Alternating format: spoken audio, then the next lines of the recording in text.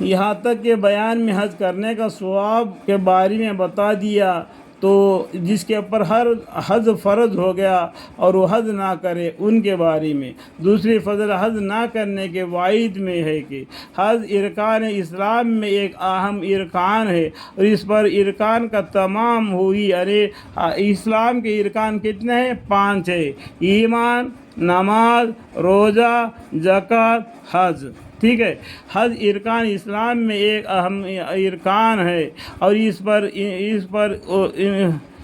پر ارکان کا تمام ہو ہے، جیسا کہ پہلے فصل میں گزر چکا ہے، اس لیے اس میں کوتاہی پر جتنی سختی ہو وہ کرین قیام ہے۔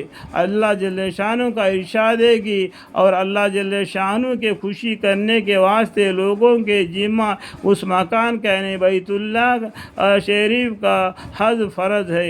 اس شخص کو ذمہ ہے جو وہاں جانے کا سبیل رکھتا ہو، اور جو منکر ہو تو اللہ جل شانہ کا کیا نقصان ہے۔ اللہ تعالیٰ تمام جہان سے غنی ہے، ان کو کیا پرواہ۔ تو ہم کو یہ نقصان ہے وہاں تک جانے کا خرچہ ہونے کے باوجود بھی جو نہ جا سکے۔ علماء نے لکھا ہے کہ حج کے فرضیت کی ابتدا اسی آیت شریف کے نزول سے ہوئی۔ اسی آیت شریف میں بہت سے تاکید جمع ہو گئی۔ اول کہ اللہ کا کلام اعجاز کے لیے ہے، جیسا کہ علماء عینی نے لکھا ہے۔ دوسری علی الناس کی لفظ جو نہایتی لازم پر دلالت کرتا ہے، یعنی لوگوں کی گردنوں پر یہ حق لازم ہے۔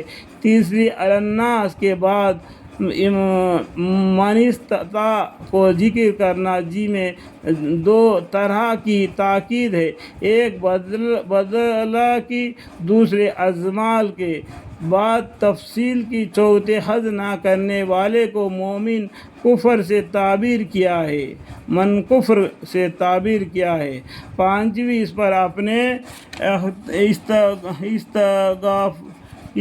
استغنا اور بے پرواہی کا ذکر فرمایا، جو بڑے حصے کی علامت ہے اور اس کے رسوائی پر دلالت کرتا ہے۔ چھٹے اس کے ساتھ سارے جہاں سے استغنا کا ذکر فرمائے، جس سے اور بھی زیادہ غصہ کا اظہار ہوتا ہے، یعنی تمام لوگوں سے اللہ تعالیٰ غنی ہے۔ اگر تمہارے پاس پیسہ ہے، تم حج کر سکتے ہو، تو تم حج نہیں کیا تو اللہ کا کوئی نقصان نہیں، نقصان تو تیرا ہے، کیونکہ اسلام کے ارکانوں میں سے ایک ارکان اہم حج بھی ہے۔ اللہ غنی ہے، اس میں کئی